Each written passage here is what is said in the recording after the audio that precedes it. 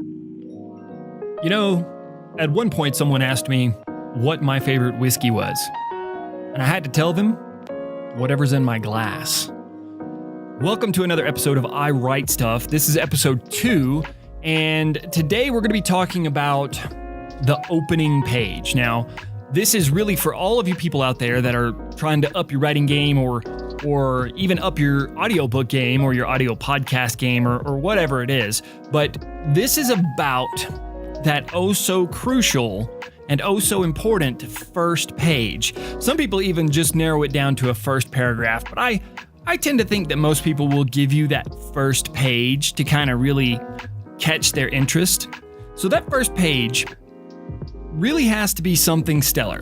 Now, I think the key to it all is not focusing on overwriting. There are some people that like to show off their language skills. You know, here's how many words I know. Here's how many 50-cent words I can throw into a single paragraph.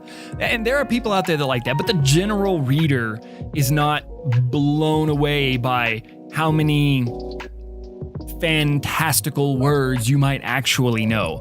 Really, what they're trying to figure out is, do they enjoy the way you write? Have you given them enough nuggets to really tempt their taste buds, you know? I mean, because ultimately that's kind of what it's like, you know? When you pick up food that you've never eaten before, you always try a first bite, right? And that first bite is generally pretty small. So think of that first bite like the first page of your book.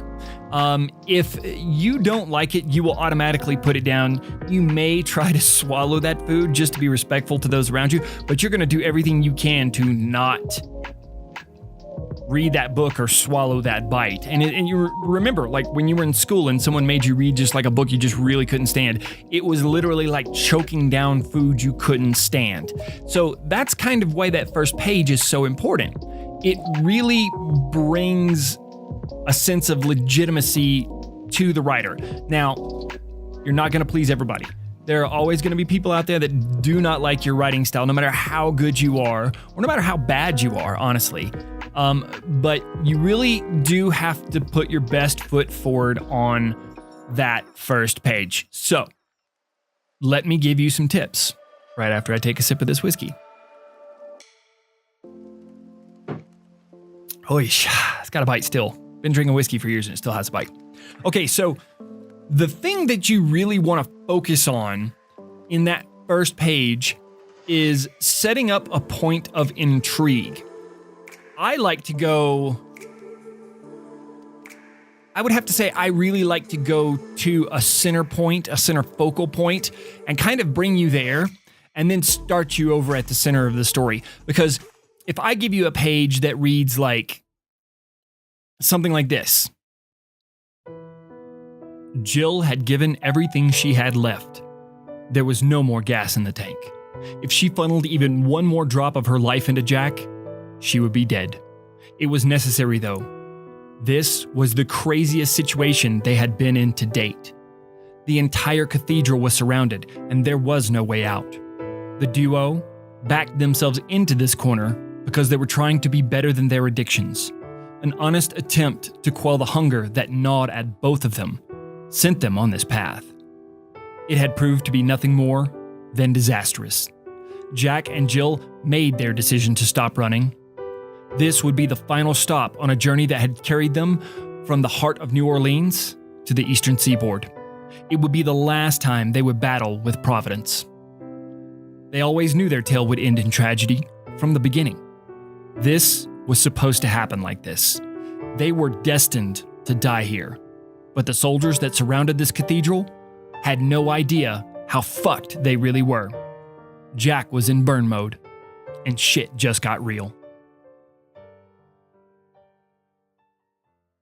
So, if I give you a opening page like that, that literally throws you towards the end or towards the middle of the story at a high point. And what it does is it tells you that there's some crazy shit that's going to go down in this book, and you need to figure out how everybody got here. It's a great trick. It's not the only way to do it. There are multiple different ways to do it. If you don't want to, entice your reader with a crazy piece of the of the book, you've got to find some other alternative. But doing it like this, when you have an intense moment like this, it's kind of like a movie trailer. Think of it like that. So when you watch a movie trailer, you don't know how they wind up in these situations where they pull those audio bites and those video clips from. You just know that there's some crazy shit that's going to happen in this story, and you need to find out what it is. At least that's what a really good trailer does. Now, you can craft this a lot of different ways. I've seen people pull a page like from almost the very end, right? I've seen people start their first page here and work their story backwards. I mean, there's tons and tons and tons of different ways to do this. I think that just my only real advice for you is just pour over this first page, okay? Don't obsess with details, because you can always come back and change this first page. No problem. It's your manuscript. You can do whatever the hell you want. But make sure that this first page packs a punch. This first page packs a punch. That's a heck of a tongue twister. But just make sure that first page really, really pulls the reader in. And if you don't know, you can always get a friend to check it out. You can get your editor, you can get your beta readers, whatever. You can throw them a bone. You can throw them this first page and see what they think. You know, you can also tease it out. Like, you can go on your social media and just anonymously post this first page. Like, not anonymously, but don't tell people what the story is going to be about or what it's about or anything. Just post that one page and see what kind of reaction you get. And that will pretty much tell you whether you've got a good opportunity at getting this first page down. So that leads me into the next topic I wanted to talk about, and that is getting any pages down. For a while, it was difficult for me to find time to write. I'm a very busy human being. I work a day job.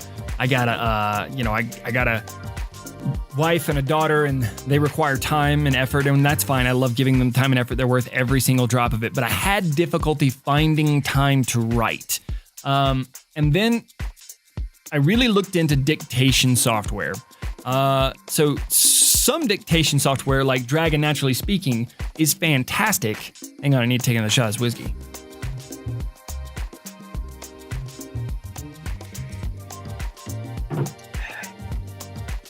It's fantastic if you are sitting at a computer. But what about if you're out and about? I don't know about you, but when I walk, that's when I get the most ideas. It's like a moving meditation for me. So I found this dictation software, and it's an offshoot of Dragon Naturally Speaking. And it is, let me make sure I quote it properly to you. Once again, this is not a sponsorship. This is just what I use on a regular basis. Dragon Anywhere. Now, Dragon Anywhere is a fantastic software. It is amazing for dictation. It doesn't get every word right. You're not going to find any mobile dictation software that does. Siri's not going to do it. Cortana's not going to do it. That chick with Google's not going to do it. But you can find some decent software out there. You may find something that I don't know about. Leave it in the comments down below. But Dragon Anywhere is really, really good because of its export features. It is really fast at grabbing your words and shooting them out in an email, or shooting them out as a document, or shooting them out in whatever format you want. Now, there's a downside. Just like everything, there's a caveat and an asterisk. That caveat is I'm paying $15 a month for this thing. Now, I use it and I get my $15 worth every single month. And I'll tell you what, when I'm at work, I have to take a 20-minute break. I walk around. We have I work in a corporate building. We have like these corporate built lakes. They're man-made. Anyway, so I walk around them and I talk into my phone, and people think I'm crazy, but I'm actually getting ahead on my story. If you really want to up your game and you really want to get into that kind of train of thought writing to where you're not pounding on keys to get your words out, I really recommend this or any other dictation software that's gonna listen to you. And it's because what it does is it puts the rough thoughts down for you, and then when you get it back into your computer screen and you start banging on keys, then you can really fine-tune and refine that idea. You're not so much worried about getting the verbs and getting the adjectives and getting the the overall meat and potatoes down. Now you're only worried about finessing those words. So you can really focus on that finessing of those words. Yeah, you may wind up getting some words you're like, what the hell did I say there? I don't know. But at least it keeps you in the right direction. It keeps you moving in the right space. So if you guys have different dictation software that you use, please leave it in the comments down below. But if not, I highly recommend this. That $15 a month is kind of a hefty charge to pay for, but it's use it when you want to use it and then turn it off when you don't want to use it. So if you're not using the software, you can turn it off. It's a month-to-month thing. You're not locked into a contract or anything like that. You don't need to have Dragon Naturally Speaking on your computer for this to work. This app is completely independent, and this is not a sponsored ad. I'm just telling you that right now. I wish it was, but it's not. So, there you go. And I think that's pretty much the only thing that I wanted to talk on, but I did want to go back and connect those two. So once again, that first page is really, really, really important. And sometimes you can kill yourself trying to type out that first page and get it just right. But maybe try a dictation software. Maybe pick up your phone and go for a walk and see if you can find great inspiration as you meander through the world, I guess. Anyway, I'm going to link a whole bunch of other videos and stuff, and there's going to be a subscribe button over here. You can always visit me at 12blackandpetals.com, and you can start checking out that story, 12 Black and Petals. I think I'm also going to post that on this site, at least the first book. And then you can subscribe. You can follow me on Instagram. That's 12blackened_petals. You can also find me on Twitter, and that is at 12BP series. So yeah, come check me out. I love talking to you guys. I love making these videos for you guys. Why don't you drop some comments down below and let me know what you want. Let me know what you want to hear. Let me know what you want to see. Let me know what you want to meet. Let me know what you want me to fumble over my lips about and make videos and podcasts about. Anyway, you guys are awesome. You're rock stars. Go bang on some keys, make some stories, do awesome things.